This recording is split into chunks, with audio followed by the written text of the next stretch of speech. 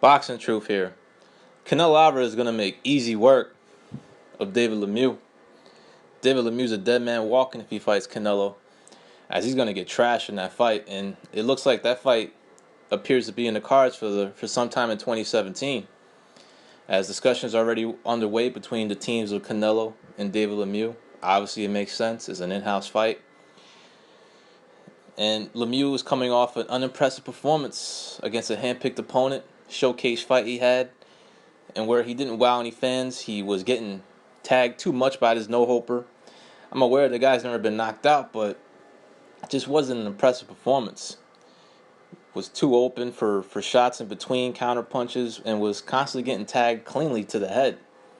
And he appeared to get stunned a little bit in the 10th round by this guy. So even Lemieux wasn't impressed with his own performance, was disappointed. And now him and his handlers are pushing for a Canelo fight. But I don't even think his handlers are even that confident he can beat Canelo. To me, it appears to be a cash-out fight, as I see Canelo retiring David Lemieux for good if they was to fight possibly May of 2017. And David Lemieux could possibly be the showcase opponent for Canelo as his debut as a full-fledged middleweight, as his team, Canelo's team, are talking about another catchweight fight at 158 pounds. Yeah, it's disappointing. It's fucking annoying. Just move up to full-fledged middleweight already. But David Lemieux is the perfect opponent for Canelo's debut at full middleweight, and right before he fights Golovkin, since him and his team are saying the fight's going to happen September 2017. And I can envision Canelo having even a more impressive performance than Golovkin had against David Lemieux. I mean, Canelo just does everything better. He's sharper. He has more variety to his punches. He's better combination puncher, better defensively, better skilled. Lemieux is just, he's strong, he's physical, but he's not as skilled as Canelo. He's not as sharp as Canelo. He doesn't have as much variety to his punches as Canelo. And he ain't as good as Canelo. He's wide open for counter punches. He doesn't have the style to beat Canelo. And he's wide open for uppercuts, which is one of Canelo's money punches that he has in his arsenal. I see it as easy work.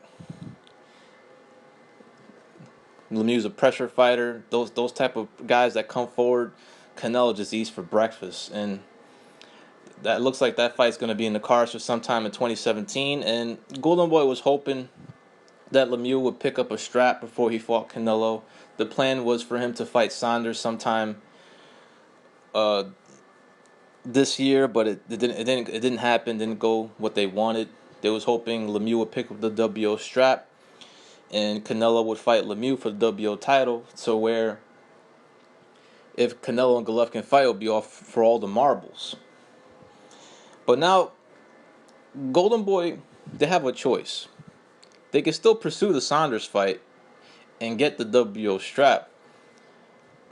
Now that Saunders has been ordered to fight 2 mandatory challengers after being so inactive after his voluntary defense of Akavov that he's been supposed to be fighting for the past few months. So once he gets that voluntary defense out of the way, he's going to be enforced to fight 2 mandatories. Now Canelo and his team, if they want, they could be one of those mandatories. They could get first dibs at Saunders, considering he's the WO champion for 154. And it's in their rules that, champions could move up in weight and fight for the WO title at a higher weight class and get first dibs because they have that privilege since they're already a champion for the WO. But Saunders is a much more difficult, much more dangerous fight stylistically than David Lemieux. But the upside to that is if they were to fight Saunders, Canelo, and beat him and pick up that WO strap, they can put a lot of pressure on Golovkin at the negotiating table and force him to take the deal that they're offering to him, whatever it is now, whether it's still a flat fee or a minor percentage. But if Canelo can bring hardware to the table, like the WO strap, which is the last belt Gennady Golovkin wants, it could really put Golovkin to a position to where maybe he's forced to take a deal that he might not want to take, but considering that it's for all the marbles, he may not have no choice. So if Canelo and Golden Boy want to put pressure on Golovkin, they'll take a much more riskier fight and fight Saunders for the WO title. Or they can take the David Lemieux fight, who's a Gennady Golovkin leftover, but doesn't present a much difficult style. He's really tailor-made for Canelo. But he doesn't have a belt, doesn't have any hardware, but it's an in-house fight. It makes sense.